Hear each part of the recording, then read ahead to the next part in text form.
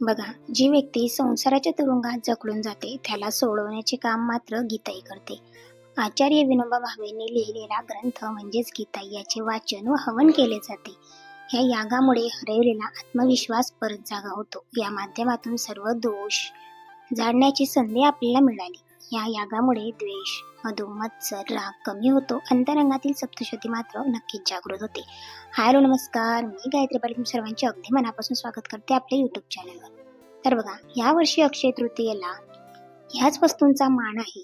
तर सोने, चांदी या वस्तू राहू द्या, खरेदी करण्या आणि 10 रुपयाच्या किंवा 10 ते 15 रुपयाची ही मौल्यवान वस्तू नक्कीच तुम्ही ह्या दिवशी खरेदी करून आणू शकता. तर त्या कोणत्या, त्याचबद्दल आपण आजच्या ब्लॉगमध्ये माहिती बघणार आहोत. बघा, सर्वांना श्री स्वामी समर्थ. तर लवकरच आता अक्षय तृतीया म्हणजे 19 तारखेला अक्षय तृतीया आलेली आहे. तर बघा, वैशाख महिन्यातील तृतीयेला आपण अक्षय तृतीया म्हणून साजरे करत असतो. हा दिवस भगवान परशुरामाचा जन्मदिवस म्हणून देखील साजरा करत असतो. आणि भगवान परशुराम हे भगवान विष्णूचाच एक अवतार आहे. अक्षय तृतीया हा दिवस माता लक्ष्मी आणि भगवान कुबेर यांची पूजा करण्याचा हा दिवस असतो. त्याचबरोबर पितरांची सेवा करण्याचा खूप शुभ दिवस असतो. कारण 3.5 मुहूर्तांपैकी एक मुहूर्त आहे. तर या दिवशी तुम्ही काही शुभ गोष्टी नक्कीच खरेदी करू शकता. बघा, या वर्षाच्या अक्षय तृतीयेला अक्षय, ज्याला कधीही क्षय नाही, ज्या वस्तू कधीच संपणार नाही, तर या वस्तू या दिवशी खरेदी केल्याने निश्चितच आपल्या घरामध्ये क्षय स्वरूपात त्या राहत असतात. या दिवशी केलेले कार्य, कर्म, या दिवशी केलेली खरेदी, या दिवशी केलेले दान हे अक्षय काळापर्यंत तुमच्याकडे राहत असतं. त्याचं पुण्य तुम्हाला मिळत असतं. ज्याला कधीही क्षय नाही, जे कधीही संपणार नाही, म्हणून आपण त्याला अक्षय म्हणत असतो. म्हणून अक्षय तृतीयेला अशा कोणत्या वस्तू आहेत ज्या आपण खरेदी करू शकतो? तर बघा, ज्या वस्तू आपण आणू शकतो. आता अक्षय तृतीया म्हटलं तर लोक सोनं, चांदी, गाडी, घर किंवा मोठ्या ज्या काही वस्तू असतील, इलेक्ट्रॉनिक वस्तू असतील, मग वॉशिंग मशीन असू दे, फ्रीज असू दे, कूलर असू दे, किंवा जर अजून त्यापेक्षा मोठ्या वस्तू, तशा वस्तू आपण निश्चितच खरेदी करू शकतो. किंवा एखादी छोटी वस्तू सुद्धा तुम्ही या दिवशी खरेदी करू शकता. बघा, ह्यासारख्या गोष्टी येतात. पण आता सर्वच महाग झाले. प्रत्येकाला सोनं घेणं जमेलच असं नाही. पण तुम्हाला जर निश्चितच तुमची सोनं घेण्याची परिस्थिती असेल तर तुम्ही सोनं घेऊ शकता. कारण या दिवशी केलेली वस्तू ही कधी क्षय जात नाही. म्हणून ती गुंजभर का असो ना, पण तुम्ही सोनं घेऊ शकतात किंवा तुम्ही चांदीची फुलवात घेऊ शकतात, तुम्ही दिवा वगैरे घेऊ शकतात चांदीचा. या पद्धतीने बघा, ती नेहमीच तुमच्याकडे असते. म्हणून आपण अक्षय तृतीयेला वस्तूंची खरेदी करत असतो. तर 19 तारखेला अक्षय तृतीया आली आहे आणि हा दिवस पितरांसाठी अतिशय महत्त्वाचा दिवस आहे. खूप सेवा आपल्याला माता लक्ष्मी, कुबेर आणि पितरांची सेवा देखील आपल्याला ह्या दिवशी करायची असते आणि सर्वच सेवा आपल्याला करायची आहे. पण त्याच आधी आपण आजच्या ब्लॉगमध्ये बघणार आहोत का आपण त्या दिवशी कोणती खरेदी करू शकतो. आणि आता सोन्याचे भाव खूप वाढलेले आहे, तुम्हाला आणि मला सगळ्यांनाच माहिती आहे. प्रत्येकाला सोनं घेणं जमेलच असं नाही, पण ज्या लोकांना जमेल त्याने निश्चिंतच घ्यावं. पण सोन्यापेक्षा ज्या गोष्टींचा खरंच मान आहे, अशा गोष्टी अक्षय तृतीयेला तुम्ही घेऊ शकता. आणि ज्या गोष्टी खरेदी केल्याने आपल्याला देखील आनंद मिळेल, या गोष्टींची खरेदी तुम्ही नक्कीच करू शकता.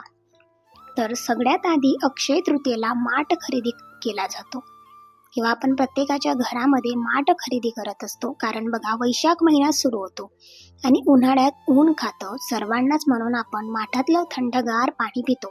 तुम्हाला माहिती आहे का आपल्या शरीरासाठी फ्रीजच्या पाण्यापेक्षा माठातलं पाणी हे किती महत्त्वाचं आहे. आणि म्हणूनच आपण माठ किंवा करा केळी पितरांच्या नावाने आपण त्या दिवशी खरेदी करून दान करत असतो. तुम्ही माठही तुम्ही खरेदी करू शकता किंवा पाणपोळी जर असते गावाकडे किंवा शहरामध्ये, तिथे तुम्ही दान देऊ शकता माठाला. त्याचबरोबर ह्या माठाला या दिवशी खूप जास्त महत्त्व आहे आणि त्या दिवशी माठ भरून ठेवायचा. आपण खरेदी केल्यानंतर त्याला छान असा भरून ठेवायचा.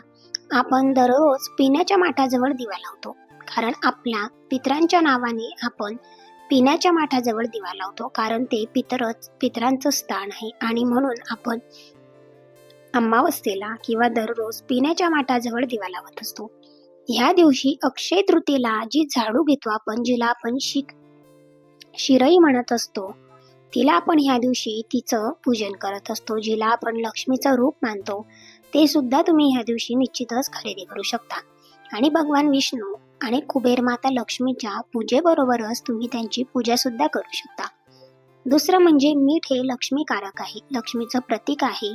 कितीही जेवण बनवा, पण मिठाशिवाय जेवणाला अजिबात चव नाही. मग तुमच्या हाताला कितीही चव असू द्या, तुम्ही पंचपक्वान्नाचं ताट तयार करा, पण मिठाचा खडा नसेल ना जेवणात, तर निश्चितच कोणत्याही अन्नाला चव येणार नाही.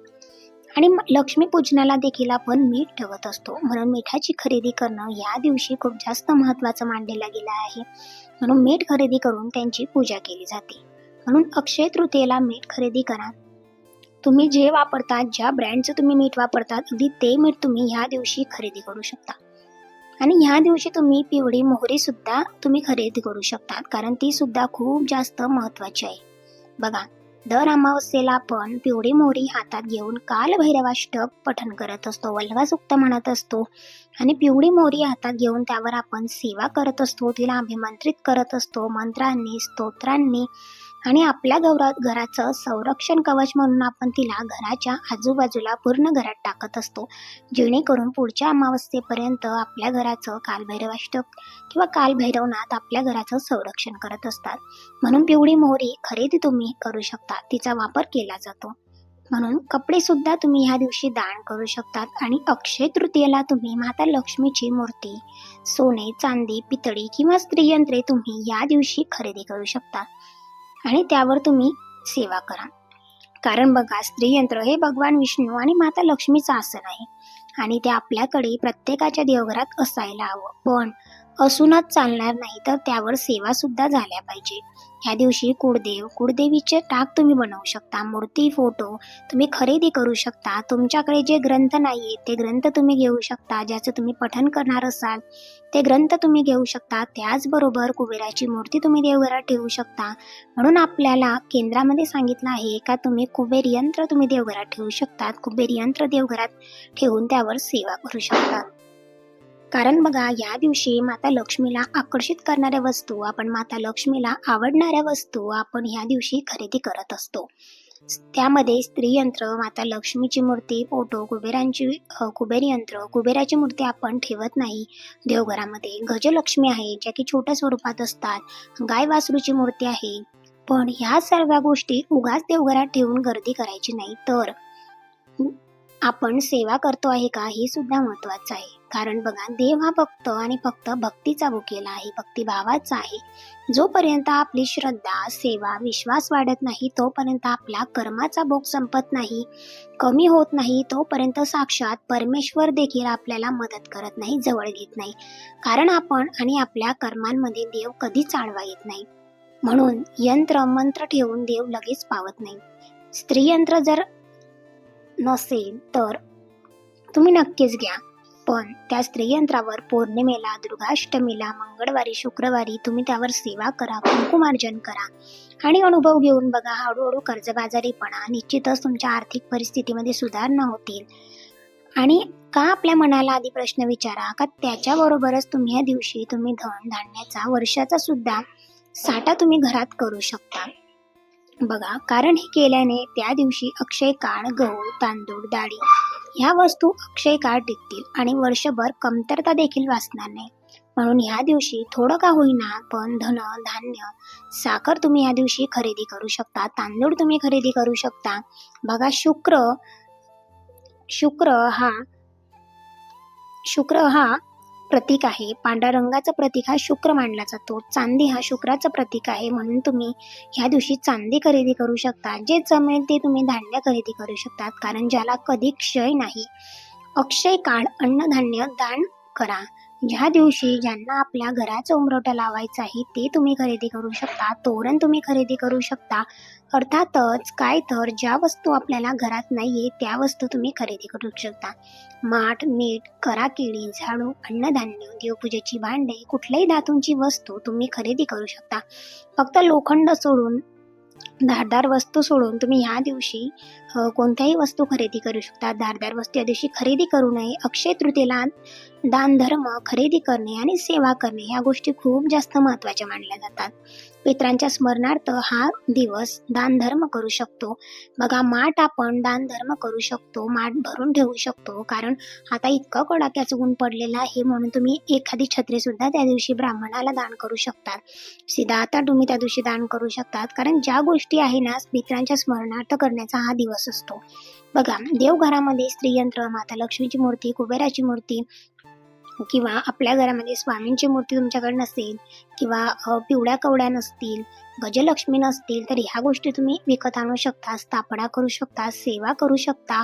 कारण गजलक्ष्मी सुद्धा या माता लक्ष्मीचं स्वरूप आहे. आणि तुम्ही जर बघितलं तर आपल्या केंद्रामध्ये देवघर देवारा कसा असावा किंवा देवघरामध्ये माऊलींनी सांगितलेली प्रत्येक वस्तू ही महत्त्वाची आहे. म्हणूनच आपण केंद्रानुसार देवघर बनवत असतो. कुठेही गेले, कितीही देव आणून ठेवले आणि देवघरात उगाच जागा केली असं अजिबात करू नका. ज्या गोष्टींनी खरंच तुमच्याने सेवा होईल, तुमच्याने त्यांचं नियम पाळले जातील, दररोज तुमची विधियुक्त पूजा होईल, त्याच गोष्टी तुम्ही खरेदी कराव्या किंवा त्याच गोष्टी तुम्ही देवघरात ठेवाव्या, जेणेकरून तुम्हाला दोष सुद्धा लागणार नाहीत आणि तुम्हाला हव्या असणाऱ्या सगळ्या वस्तू अगदी छान सुंदर असं तुमचं देवघर सुद्धा बनेल.